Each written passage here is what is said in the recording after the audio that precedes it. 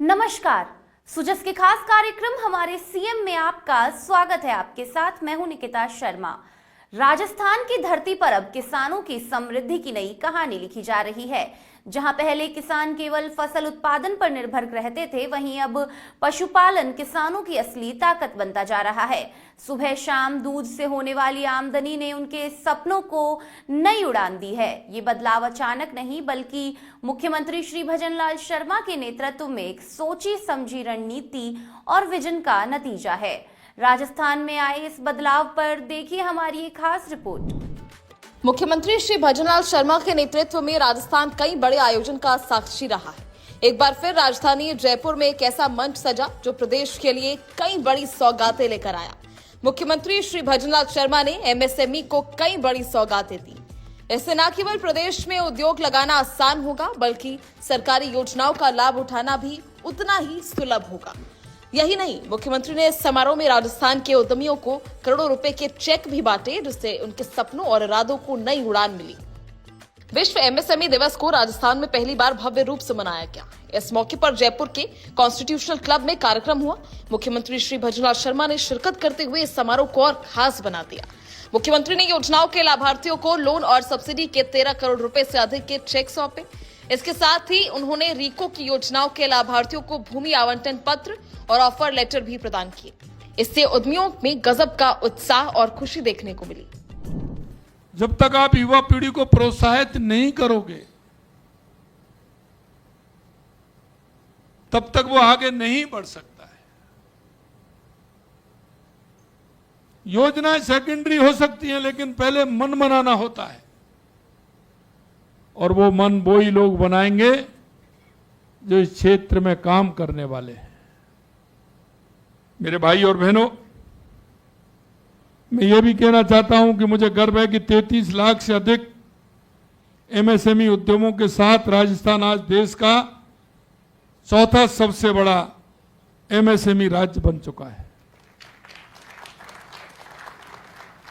यह आपकी मेहनत है। यह उपलब्धि हमारे उद्यमियों के साथ आत्मविश्वास और कर्मठता का प्रमाण है। देश के यशस्वी प्रधानमंत्री नरेंद्र मोदी जी के नेतृत्व में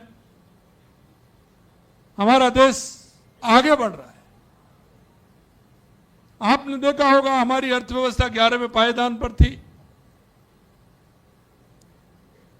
लेकिन इन 12 वर्षों में आपने जितना बड़ा परिवर्तन देखा है, आज हम दुनिया में अर्थव्यवस्था को देखें तो हम चौथे स्थान पर हैं और तीसरे स्थान की तरफ हम अग्रसर हो रहे हैं। मित्रों, 12 साल का यह बदलाव आप सभी के सामने है। चाहे वो हमारी गरीब कल्याण की योजनाएं हों, विकास की योजनाएं हों, या दुनिया में बढ़ता हुआ भारत का गौरव हो, वो आप सभी महसूस करते हैं। और इसलिए सूक्ष्म लघु मध्यम उद्यम एमएसएमई भारत की अर्थव्यवस्था की रीढ़ और आत्मनिर्भर भारत का विकसित भारत के मुख्य स्तंभ मानते हैं, क्योंकि एमएसएमई आत्मनिर्भर भारत और विकसित भारत का मुख्य स्तंभ है।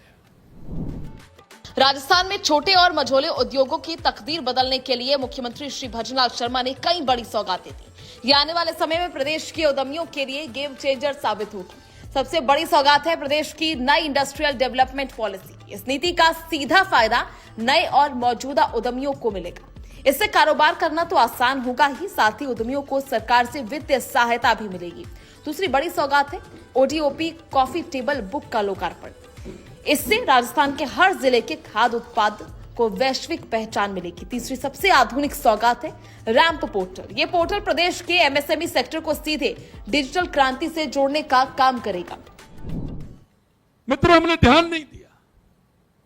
70 साल से ज्यादा जिस सालों में सबसे ज्यादा जिस पार्टी का रहा, उसने कभी लघु उद्योग पर ध्यान नहीं दिया। उन्होंने गांव की मूलभूत सुविधाओं पर ध्यान नहीं दिया। कांग्रेस का काम सिर्फ तुष्टीकरण और भ्रष्टाचार का रहा। देश के यशस्वी प्रधानमंत्री नरेंद्र मोदी जी के नेतृत्व में आप देख रहे हैं कि हमारी अर्थव्यवस्था किस तरह से बढ़ रही है, किस तरह से हमारे छोटे छोटे उद्योग लग रहे हैं। एमएसएमई के माध्यम से हर क्षेत्र में कितना काम हो रहा है।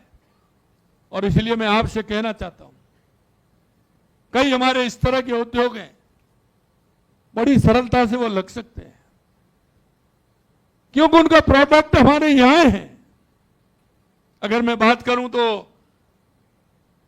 बांसवाड़ा डूंगरपुर में सबसे ज्यादा मक्का पैदा होती है। सीताफल वहां होता है। सीताफल की आइसक्रीम तो सबको चाहिए, लेकिन सीताफल को किस तरह से प्रोसेसिंग करना चाहिए उसको अभी हमने 2 साल से वहां किया है। आपको बड़ी आसानी से सीताफल की आइसक्रीम मिल जाती है और वो यहां तक नहीं, दुनिया में जा रहा है। डूंगरपुर बांसवाड़ा का सीताफल आपने देखा, हमारा अनार बालोतरा बाड़मेर में। अगर आज आपको कहीं दुकान पर सबसे बड़ा अगर अनार मिलेगा तो वो मेरे बालोतरा और बाड़मेर का है, दूसरा कहीं का नहीं है। तो क्या हम उसके लिए प्रोसेसिंग यूनिट लगा करके उसको हम अंतर्राष्ट्रीय बाजार में नहीं ले जा सकते? आप देखेंगे दुबई से लोग आते हैं, खजूर लेके आते हैं, लेकिन मेरे जैसलमेर वाले खजूर से अच्छा है क्या? सबसे अच्छा अगर खजूर है तो वो मेरे जैसलमेर का है, वो दुबई से भी अच्छा है।